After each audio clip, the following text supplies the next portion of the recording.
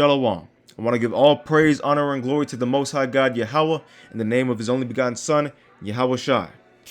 This is Who Are the Gentiles in the New Testament, Part 2. And to give a brief heads up, I am purposely not going to the New Testament to first establish the prophecy pertaining to salvation being extended to the Gentiles. And when I say the Gentiles, I'm talking about the scattered Israelites moving forward. Once this has been done sufficiently, then I will proceed with further proving the Gentiles in the New Testament are without a shadow of a doubt scattered Israelites that have assimilated to the culture or lack thereof of the other nations. Okay? So, to get right into it, we're going to go into the inheritance of the Most High. Deuteronomy, the 7th chapter, and the 6th verse in the KJV. For thou art an holy people unto Yahweh thy God. Yahweh thy God hath chosen thee to be a special people unto himself above all people that are upon the face of the earth. Yahweh did not set his love upon you, nor choose you, because ye were more in number than any people, for ye were the fewest of all people. But why did he do it? But because Yahweh loved you, and because he would keep the oath which he had sworn unto your fathers, hath Yahweh brought you out with a mighty hand, and redeemed you out of the house of bondmen from the hand of Pharaoh, king of Egypt. This is pertaining to the first Exodus. We'll touch on the second Exodus in the next slide.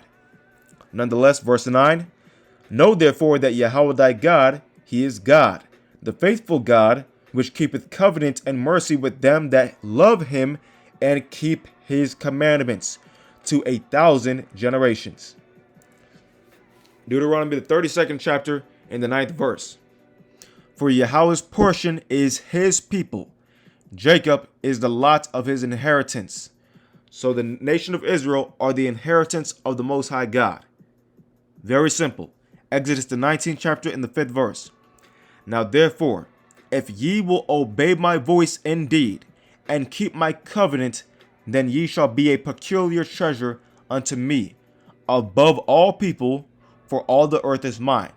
So of course, there are prerequisites to being the inheritance of the Most High God, because the Most High God is not dealing with the wicked. Okay, and yes, we indeed do have wicked Israelites running around, running amok every single day. But the initial prerequisite is to be an Israelite. Okay? So, let's go here. Who will be in the second Exodus? Touching back on Deuteronomy 7 and 8. Okay? Jeremiah 16 and 14. Therefore, behold, the days come, saith Yahweh, that it shall no more be said, Yahweh liveth, that brought up the children of Israel out of the land of Egypt. So that initial Exodus where the Most High God used Moses to part the Red Sea and bring the nation of Israel through the Red Sea to glorify his name, and then drown the army of Pharaoh, they're not going to talk about that magnificent Exodus anymore. But they will talk about what's going to happen in the 15th verse. But Yahweh liveth, that brought up the children of Israel from the land of the north, and from all the lands whither he had driven them. And I will bring them again into their land that I gave unto their fathers. That is the second Exodus. The Most High God bringing the nation of Israel out of the lands that they've been scattered into the land of Israel. Okay? Deuteronomy, the 27th chapter, in the 9th verse. And Moses and the priests, the Levites, spake unto all Israel, saying, take heed, and hearken, O Israel. This day thou art become the people of Yahweh thy God. Thou shalt therefore obey the voice of Yahweh thy God, and do his commandments and his statutes, which I command thee this day. So the Most High God made sure that Moses told the nation of Israel that they are the people of the Most High God, and that they need to obey the voice of the Most High and keep the commandments and the statutes that were given to them in the law. Moving forward. Micah, the 6th chapter, in the 4th verse in the KJV. For I brought thee up out of the land of Egypt, and redeemed thee out of the house of servants. And I sent before thee Moses, Aaron, and Miriam. O my people, remember now what Balak, king of Moab, consulted, And what Balaam, the son of Beor, answered him from Shittim unto Gilgal, that ye may know the righteousness of Yahweh. So what did the Most High do when it came to that situation? We touched on that in the last installment, in which Balak, the king of Moab, tried to get Balaam to curse the nation of Israel, but the Most High God put the words in Balaam's mouth to bless the nation of Israel. So Numbers, the 24th chapter and the 18th verse. Let's see here. And Edom shall be a possession. Seir also shall be a possession for his enemies. And Israel shall do valiantly. So the Edomites are set to be a possession for the nation of Israel. The Israelites are going to literally own one nation. Okay?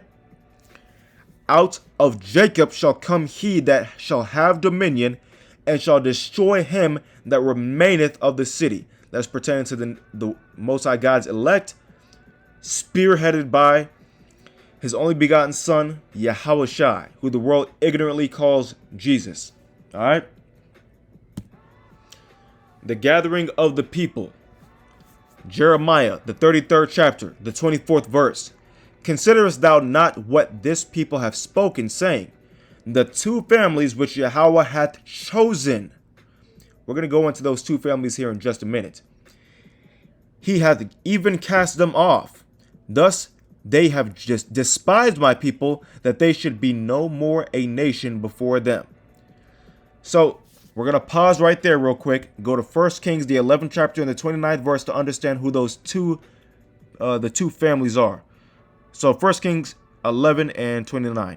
And it came to pass at that time, when Jeroboam went out of Yasharalem, or Jerusalem, that the prophet Ahijah, the Shilonite, found him in the way. And he had clad himself with a new garment, and they two were alone in the field. And Ahijah caught the new garment that was on him and rent it in 12 pieces. So you had two people.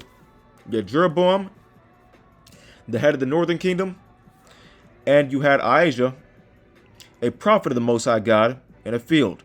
And of course, Ahijah grabbed his garment. He grabbed Jeroboam's garment and ripped it in 12 pieces. Verse 31. And he said to Jeroboam, take thee 10 pieces, for thus saith Yahweh, the God of Israel, behold, I will rend the kingdom out of the hand of Solomon, and will give 10 tribes to thee. So the Most High God, through his prophet Ahijah, had him rip Jeroboam's garment into 12 pieces. He gave Jeroboam 10 pieces, and those were analogous or representative of the 10 tribes of Israel, or the northern kingdom, that would be given to Jeroboam. All right. But, verse 32, he shall have one tribe for my servant David's sake, and for Jerusalem's sake, the city which I have chosen out of all the tribes of Israel. So, the kingdom would be set to be taken out of the hand of Solomon's son, Rehoboam. 2 tribes would be left to the southern kingdom. 10 tribes would be left to the northern kingdom.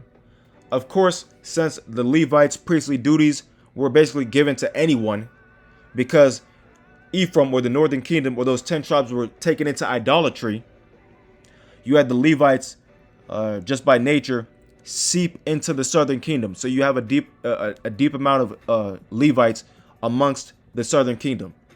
Nonetheless, you have a torn kingdom.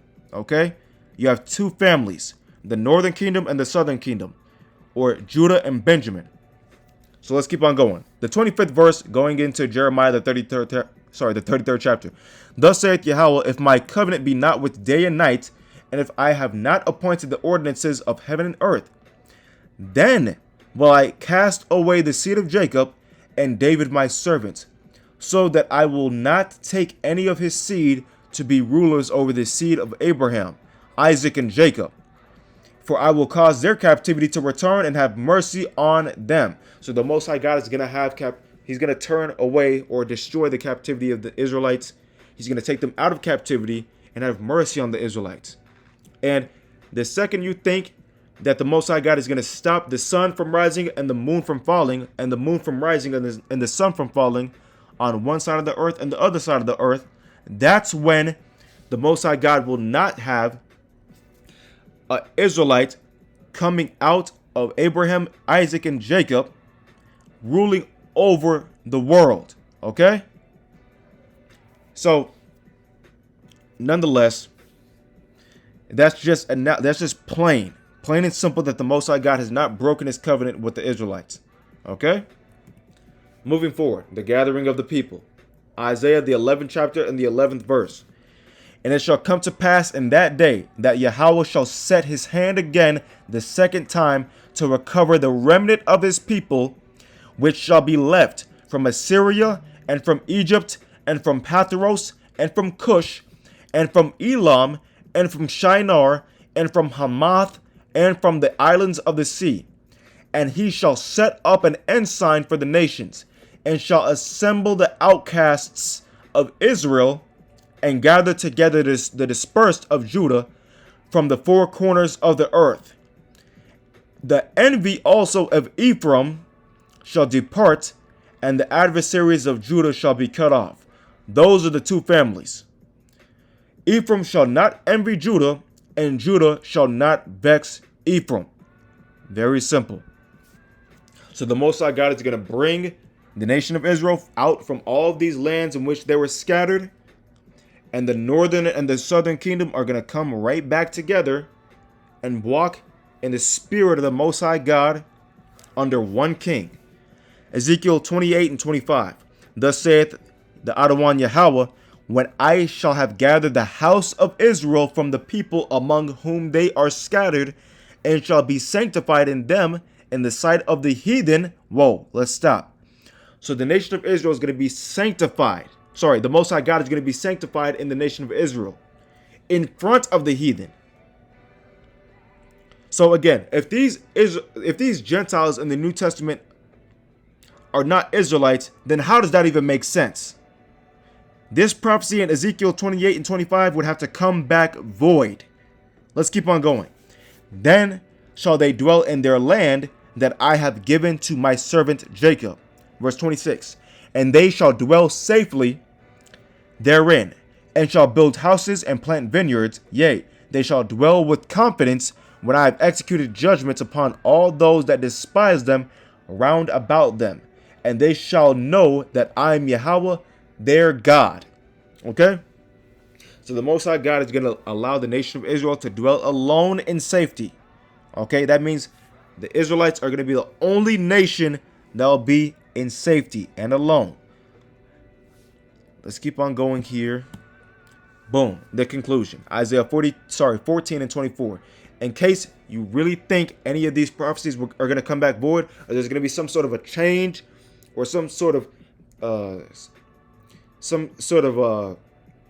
switcheroo, we're going to go here. Yahweh of hosts hath sworn, saying, surely, as I have thought, so shall it come to pass. And as I have purposed, so shall it stand. So these prophecies pertaining to the nation of Israel will come to pass whether you like it or not. I want to give all praise, honor, and glory to the Most High God Yahweh, Bahashem, Yahweh Shai. Lord willing, you were edified during this lesson. Be prepared for the next installment of Who Are the Gentiles in the New Testament, Part 3. Shalom.